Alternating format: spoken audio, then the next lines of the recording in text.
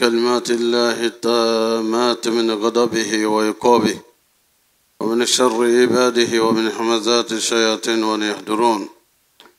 نعوذ بالله الذي يمسك السماء أن تقع على الأرض إلا بإذنه من شر ما خلق وزرع ومن شر الشيطان وشركه.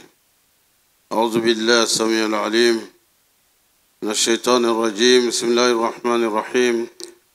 إن الحمد لله نحمده ونستعينه ونستهديه، من يهده الله فهو المهتدي ومن يضلل فلن تجد له وليا مرشدا.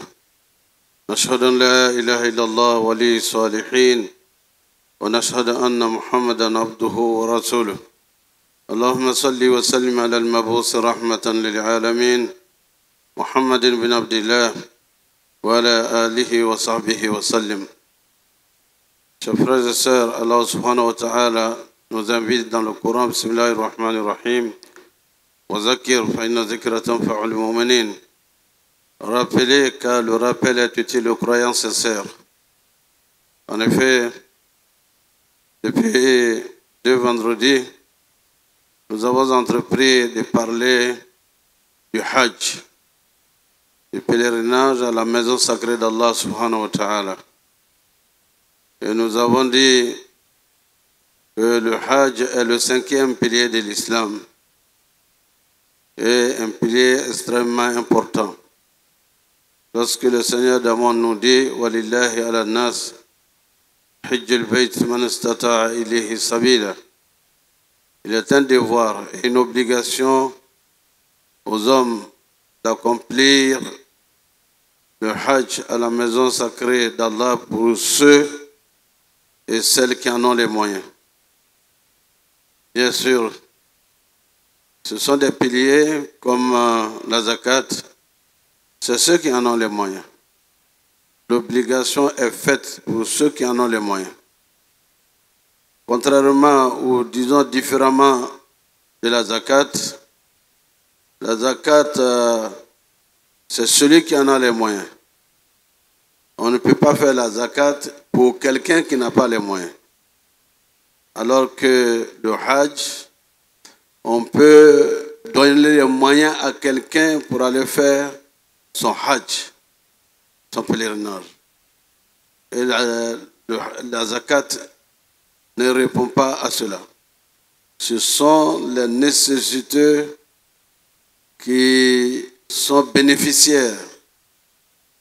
Et ici, les nécessiteux sont bénéficiaires de la générosité des riches qui peuvent faire partie, leurs parents, des amis, des fidèles, à accomplir le Hajj à la maison sacrée d'Allah subhanahu wa ta'ala. Nous avons dit que c'est un voyage qui est différent des autres voyages. Et c'est pour cette raison que lorsqu'on dit pèlerinage, nous avons situé une différence dans le vocable. Lorsqu'on dit pèlerinage en français, ça signifie se rendre dans un endroit élevé, un endroit qu'on respecte, vénéré. Oui, ça répond à ce critère-là également. La Mecque est un endroit sacré, vénéré par tous les musulmans du monde. Mais le pèlerinage, dans la conception gréco-latine, peut être effectué partout. Comme en Côte d'Ivoire, on s'élève, on va à Sini, on peut dire qu'on va en pèlerinage à Lakota et autres. Or ici, le Hajj ne se fait qu'en un seul endroit et une fois dans l'année à la Mecque. Chers frères et sœurs, la semaine dernière, donc, nous avons insisté sur l'étape de Médine, Madinat al-Munawwara, qui ne fait pas partie du Hajj, mais qui est une étape importante pour la revivification de la foi du musulman. C'est à Médine qu'il y a la 2e mosquée de l'islam. C'est à Médine que repose le prophète Mohammed sallallahu alayhi wa sallam et beaucoup de ses compagnons qui ont lutté pour le rayonnement de l'islam en Arabie et partout dans le monde. Allez visiter, saluer et prier pour le repos de l'âme de ces illustres disparus.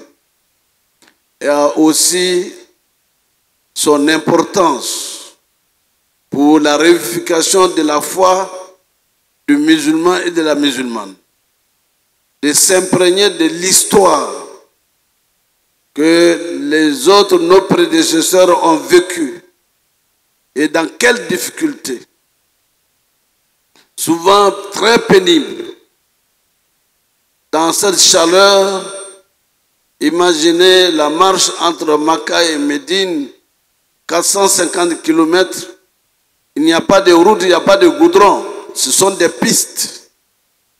Acceptez cette douleur parce que la foi, la lumière de la foi qui éclaire le cœur et transcende cette douleur que l'on ressent, il y a lieu d'aller leur rendre visite et dire merci à Allah et merci au prophète Mohammed sallallahu alayhi wa sallam et à ses compagnons qui ont consenti cette djihad pour que l'islam ait une présence effective, non pas seulement à leur époque, à travers les âges et à travers les siècles. Et c'est pour cela que Allah a rassuré le prophète sallallahu alayhi wa sallam. Inna nahnu nazalna zikra wa inna lahu lahafizun. C'est nous qui avons fait descendre ce livre, messager d'Allah. Nous nous portons garant de sa protection jusqu'à la fin des temps. Il l'a rassuré également. Inna alladhina kafaru yunfikuna amwalahum liyasuddu an sabilillah. Fasayunfikunaha thumma takuna alayhim hasra thumma yughlabun. Le messager d'Allah comprend bien. Ceux qui sont mécréants, les idolâtres et les ennemis de l'islam vont dépenser des fortunes énormes pour arrêter l'avancée, le rayonnement de cette religion. Et après avoir dépensé beaucoup, ils seront perdants. Et regretteront même pourquoi ils ont dépensé tant d'argent pour arrêter, comme si vous voulez arrêter la lumière. Allah a dit, c'est garanti au messager d'Allah.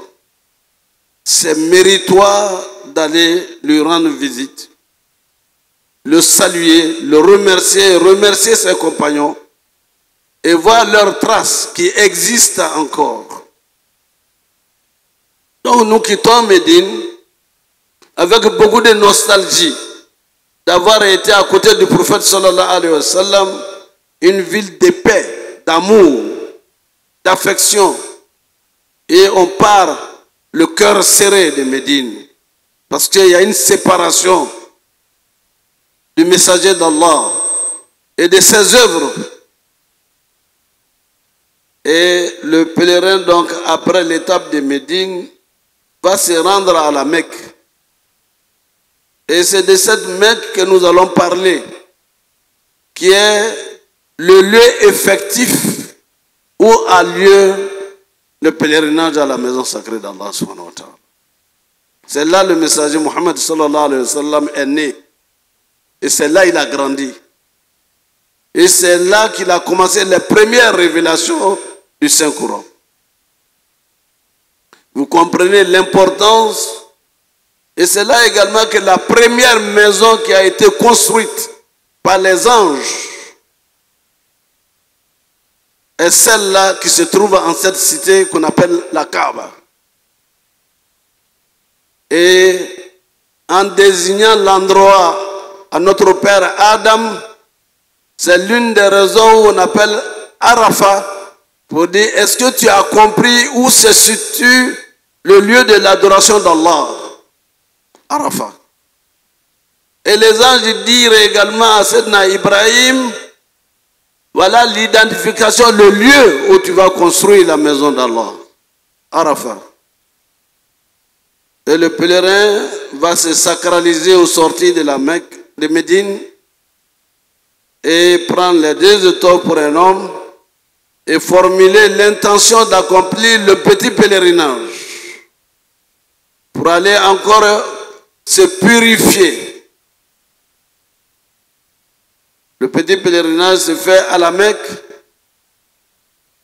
qui est Al-Umrah.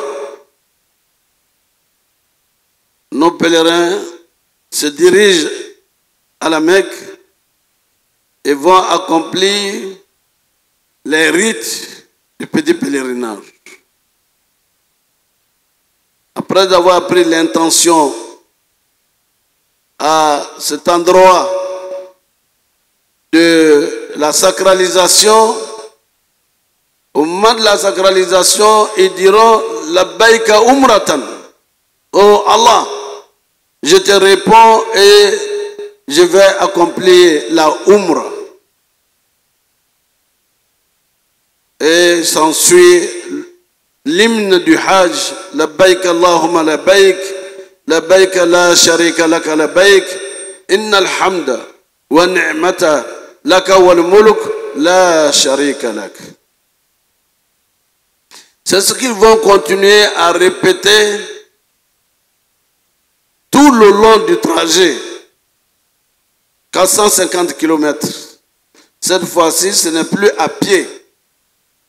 Ce serait en voiture ou dans le métro.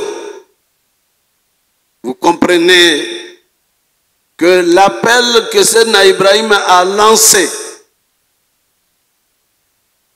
en disant, lorsque Allah subhanahu wa ta'ala lui a dit, appelle les gens à la maison sacrée d'Allah, ils viendront par tous les moyens possibles.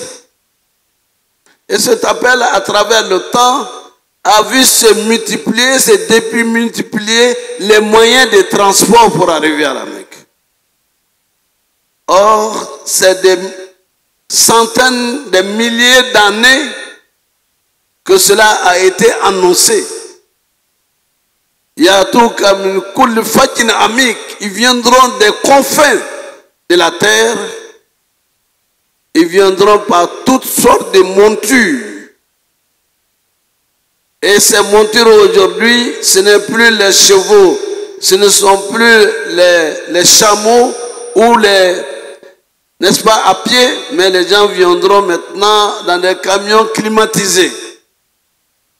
En 81, 78, 79, 81 où nous étions, on était dans des camions où il n'y avait pas de climatiseurs.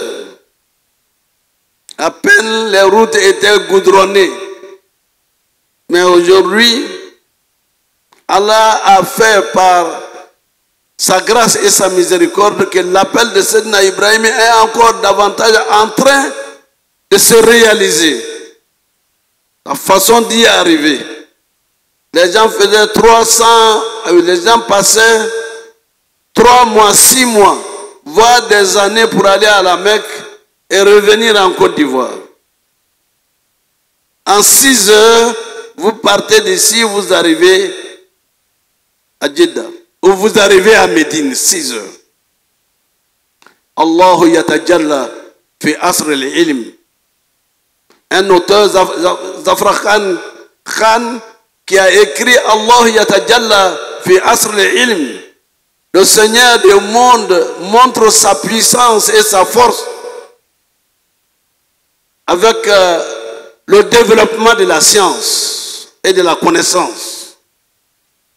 Et grâce à Allah, voilà ce qui a été prédit au temps de Sayyidina Ibrahim alayhi salam sur instruction d'Allah. Lorsqu'il a prié, la prière se réalise. Et il viendra encore, le pèlerin va arriver, chers frères et sœurs. Il arrive à Mecque, il dépose ses bagages, toutes ses démarches et tout ce qui doit être fait est déjà organisé. Alhamdulillah, la Côte d'Ivoire fait partie des pays les mieux organisés pour le Hajj. Avec des religieux et avec des organisateurs qui connaissent parfaitement et qui instruisent et qui restent à côté des pèlerins pour accomplir tous les rites. Les bagages sont dans les hôtels et les pèlerins vont pour accomplir la Umrah. La Umrah est composée de quoi? L'intention a déjà été prise à Abiyar Ali, à Madinat al-Munawwara. Il arrive et il annonce à son arrivée: me voici, Seigneur, me voici, Seigneur Allah. Toute la louange est à toi. La sharika laka, tu n'as point d'associé. C'est la réponse à l'appel qu'Allah a lancé en invitant le pèlerin. Et il vient dire: vous me voici, ô Seigneur Allah. Il viendra, la première étape, c'est de faire le tawaf autour de la Kaaba, 7 fois. Chers frères et sœurs, si nous voulons parler de l'histoire de la Mecque par rapport à ses rituels et à ses, n'est-ce pas, à ses prières, ce serait encore toute l'année. Parce que la Mecque, pour qu'elle devienne une ville, c'est à partir de la famille de Sayyidina Ibrahim. Lorsque parti de la Palestine avec son épouse, avec le petit enfant, pour venir déposer cette partie de la famille au pied de la Kaaba. Où Sayyidata Hajara va lui demander: mais tu me laisses ici, à qui tu nous laisses? Elle court derrière lui-même pour lui demander: tu nous abandonnes ou bien à qui tu nous les confies? Il dit: je vous confie à Allah. C'est à Allah que tu nous confies? Oui, je vous confie à Allah. Il n'y a pas de manger. Il n'y a pas de l'eau à boire. Or, à partir de là, lorsque Sayyidata Hajara, son épouse, a senti que l'enfant a soif, et peut-être elle-même sûrement, a commencé à chercher où on peut avoir à boire ou à manger. C'est ce qui est caractérisé par la marche entre Safa et Marwa, tout en faisant des bénédictions et des prières. Subhanallah, alhamdulillah, wa la ilaha illallah, Allahu Akbar, wa lillahi alhamd. En partant, de temps en temps, elle vient à côté de la Kaaba voir l'enfant et retourner pour faire le tour. Et arrivé auprès de l'enfant, il y a de l'eau qui est en train de jaillir à partir du talon de l'enfant. Parce que lorsqu'un bébé est couché, un enfant, quand il s'agite, c'est les pieds qui tapent le sol. Et là, Allah subhanahu wa ta'ala répond à l'appel de Sayyidina Ibrahim et de son épouse pour faire jaillir le Zamzam. Et ce nom est un onomatopée de récupération. L'eau qui jaillit, qui est caractérisée par le Zamzam. Certainement, ça répond à une des langues assyriques que vous ne connaissez pas, que nous ne connaissons pas. Mais là, l'enfant va boire et la mère va boire. Cela va suffire pour la nourriture et la faim et la soif. À Zamzam, lima shuriba lah. L'eau de Zamzam répond aux besoins pour lequel vous le buvez. Ou vous la buvez cette eau. Si vous buvez cette eau parce que vous avez soif, vous n'aurez plus soif. Si vous avez l'intention de boire pour étancher la soif est étanchée. Si vous la buvez parce que vous êtes malade, cette eau vous guérit. Allahu Akbar.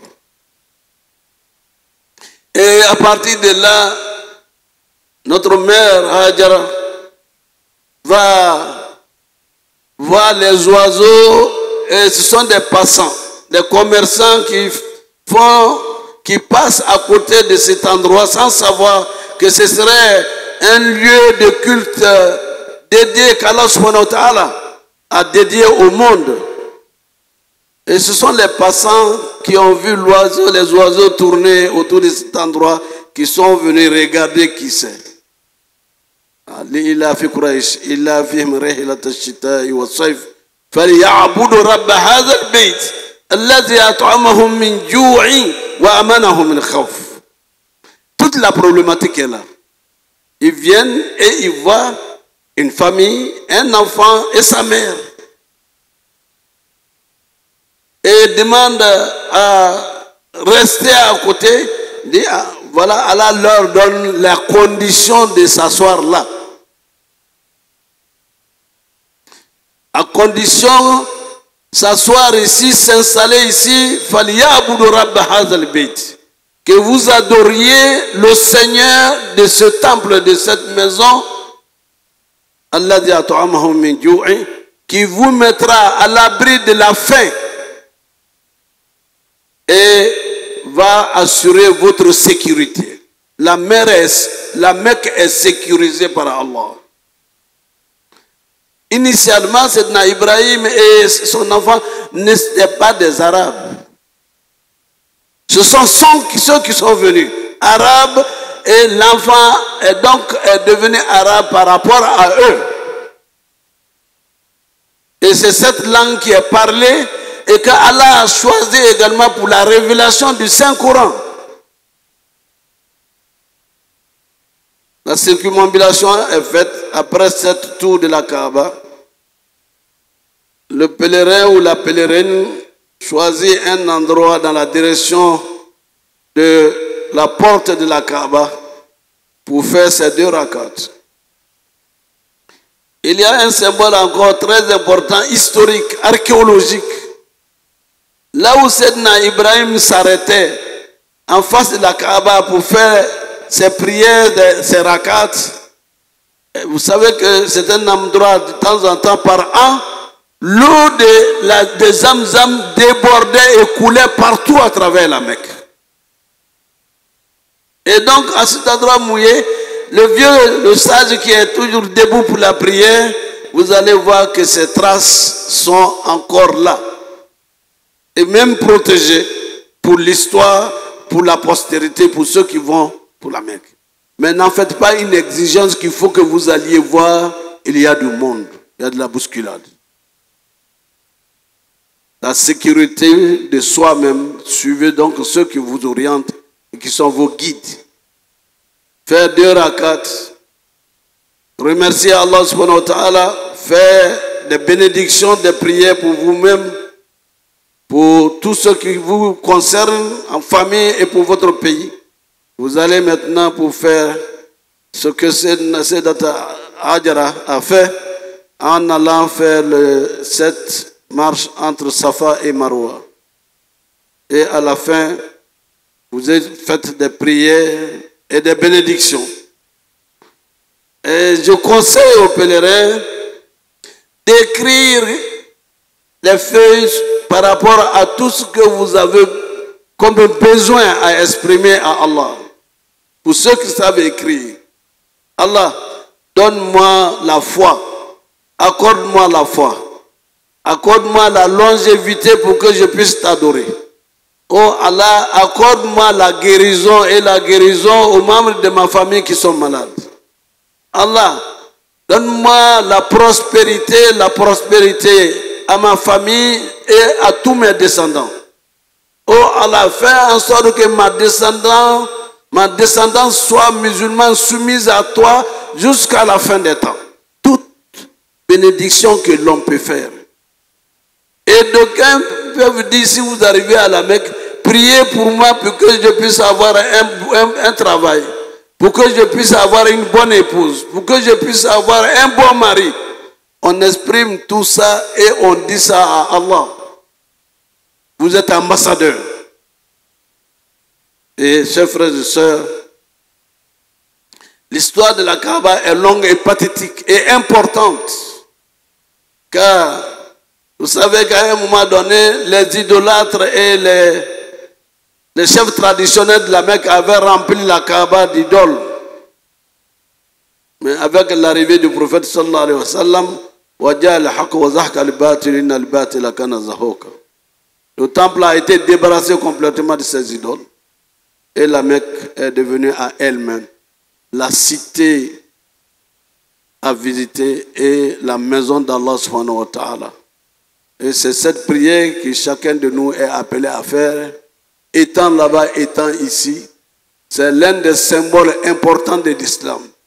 Nous sommes musulmans frères, nous avons un seul Coran, nous avons une Qibla, nous avons un messager, le messager Mohammed sallallahu alayhi wa sallam, et nous avons les 5 piliers de l'islam qui ne sont pas la propriété d'une ethnie ou bien d'une race ou bien d'un continent. Innamal mu'minuna ikhwa. Tous les musulmans du monde sont des frères et sœurs. Ça se voit et ça se vit à la Mecque. Qu'Allah nous donne la foi et qu'il nous guide dans le droit chemin, qu'il nous guide dans le chemin de ceux qu'il a comblés de ses bienfaits. أقول قولي هذا واستغفر الله لي ولكم ولسائر المسلمين من كل ذنب فاستغفروه إنه هو الغفور الرحيم.